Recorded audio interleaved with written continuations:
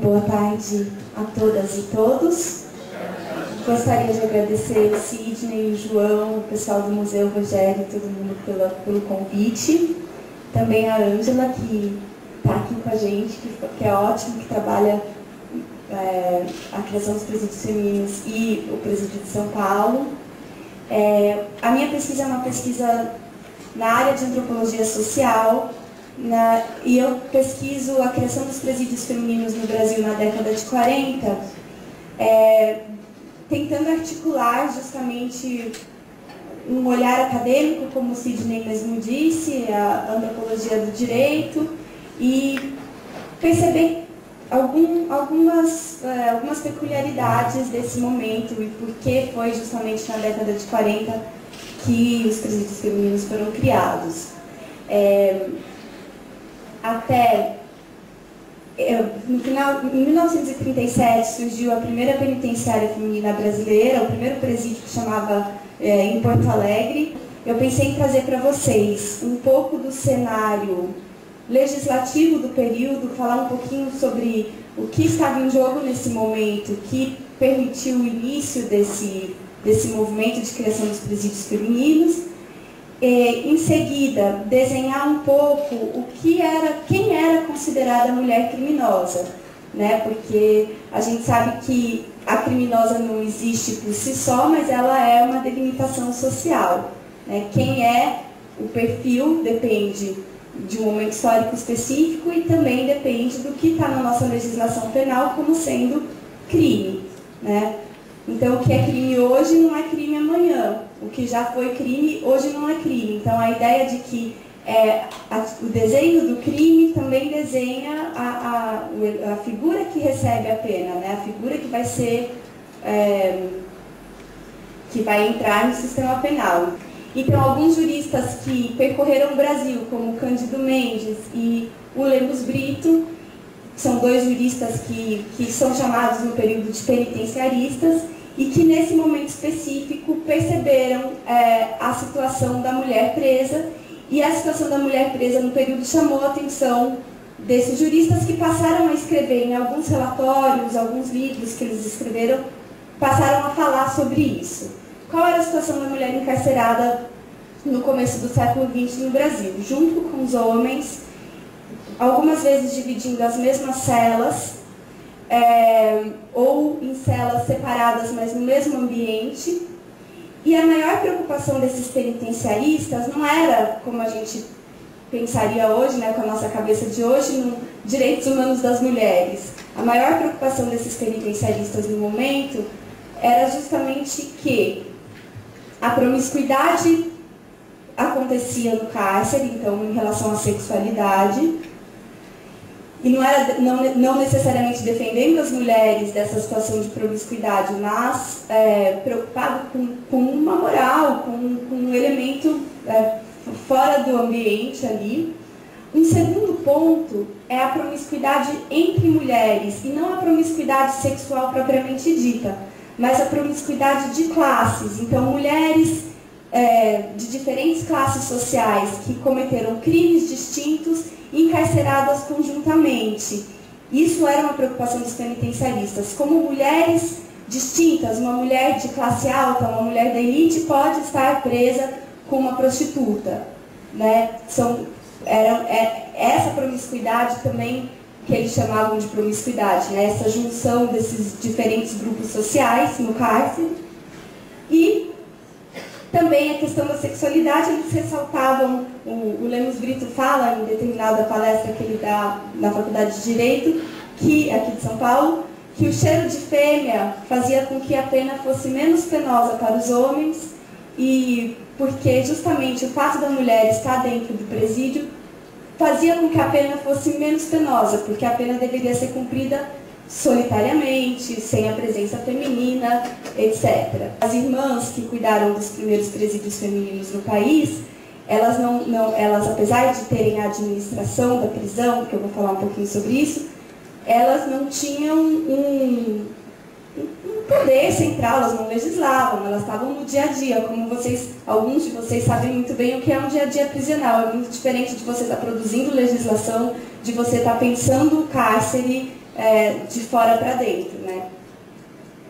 Bom, então voltando um pouco na história, no século, na década de 30, 40, tem um período de grande produção legislativa, né, o momento do governo Vargas, início do regime Vargas, um período de produção legislativa intensa. Nosso Código Penal, que a gente usa até hoje, é de 1940, o Código de Processo Penal de 1941, a legislação trabalhista, né, a consolidação da legislação trabalhista também é do período, e outras legislações. Então, é uma época do país em formação, é uma época de grande discussão institucional, né, quais são as grandes instituições brasileiras e como o Brasil vai se erguer como uma nação civilizada, limpa, bem construída, como o Brasil vai se mostrar para fora.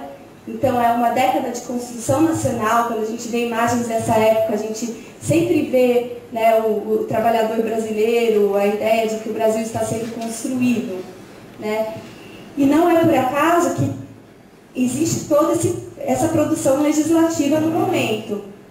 Na legislação penal da década de 40, existe a primeira menção legal, né, dentro da lei sobre a criação dos presídios, sobre a importância de separação de homens e mulheres. Então, o parágrafo 2º do artigo 29 do Código Penal fala que é importante que a pena seja cumprida em estabelecimentos distintos. Isso em 1940, e não é uma coincidência que a partir daí tem uma correria para a criação de algumas instituições prisionais femininas.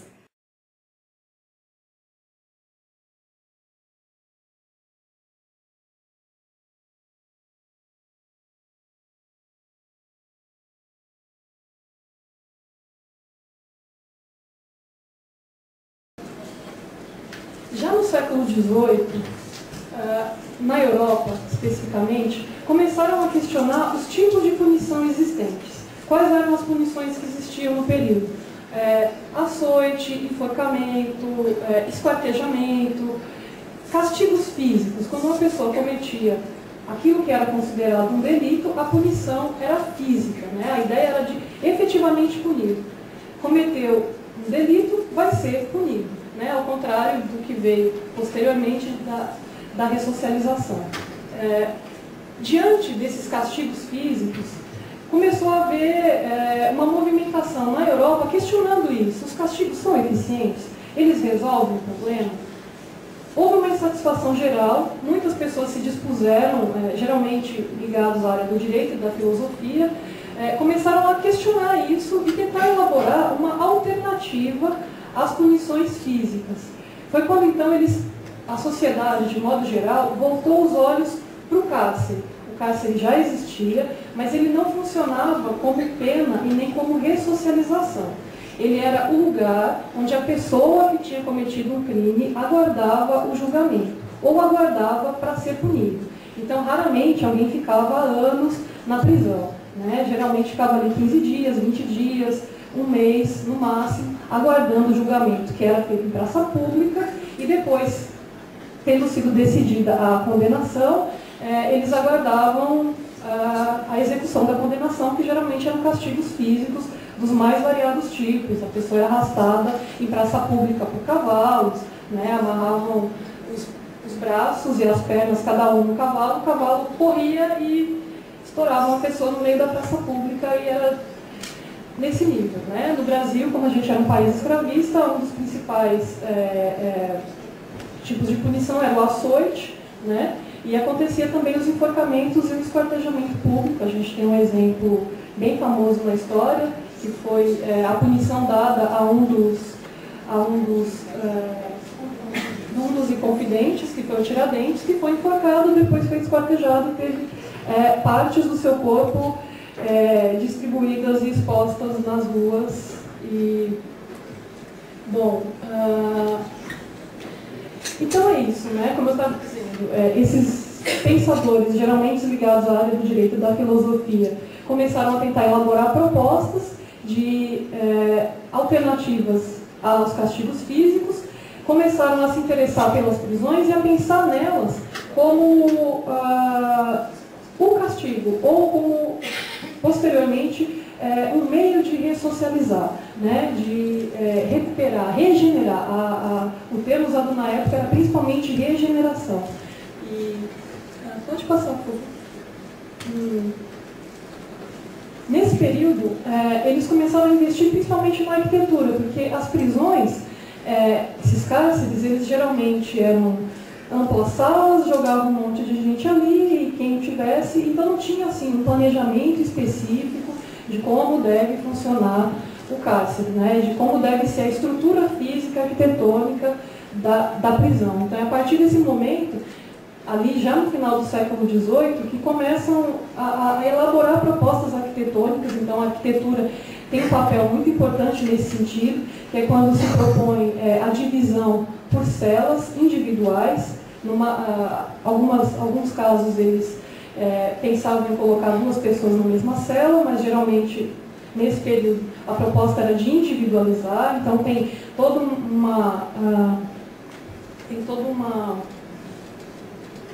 uma especialização da arquitetura nesse sentido, né, de pensar a prisão, a instituição prisional, a arquitetura, para elaborar exatamente um novo regime, né, porque agora as pessoas vão ficar muito tempo nas prisões. Então, a arquitetura entra forte nesse sentido. Alguns modelos arquitetônicos que são combinados com essa proposta de permanência ficaram bem famosos no período. O panóptico, que tinha uma arquitetura circular, eu não sei se vocês já ouviram falar, mas tinha uma arquitetura circular e uma base no meio. E dessa base era possível visualizar todas as celas. Já no século XIX, existiam planos no Brasil de se construir uma penitenciária nesses moldes modernos, de arquitetura específica para isso, e com essa divisão das celas, né, onde não ficassem presos todos juntos, mas no máximo 2 ou 3. O Rio de Janeiro, que era a capital do Brasil no período, que era o Distrito Federal, tinha um projeto. Eles não conseguiram concluir o projeto, eles chegaram a começar a construir um presídio, mas faltou verba, faltou tempo, faltou quem trabalhasse, faltou vontade política, principalmente, né? Geralmente é o que mais falta, não é dinheiro, é vontade política de fazer. E ficou pela metade, e os cariocas hoje querem retomar essa ideia de o primeiro presídio moderno foi no Rio de Janeiro, mas ficou pela metade, não ficou pronto. O primeiro presídio nos moldes modernos de penitenciária foi mesmo a penitenciária do Estado, inaugurada na década de 1920, 1920, e que cumpria todas essas exigências chamadas modernas de arquitetura, de regime, de trabalho interno, de reeducação, ressocialização. O Carandiru, o modelo arquitetônico foi baseado numa arquitetura francesa, né? Eu trouxe para mostrar uma foto do original, né, que é uma prisão em Fresnes, que chama-se Fresnes, na França, que foi um modelo que serviu de influência para o Samuel das Neves, que foi quem elaborou o projeto da penitenciária do Estado, que venceu o concurso, né? O Samuel das Neves, ele fez esse projeto de penitenciária do Estado, ganhou um concurso, só que não foi ele que executou a obra, né? A obra foi parar nas mãos do escritório do Ramos de Azevedo. O projeto inicial do Samuel das Neves, ele previa uma ala específica para mulheres dentro da penitenciária do Estado. Ali, entre os pavilhões, um deles, no projeto original, deveria ser destinado ao aprisionamento de mulheres.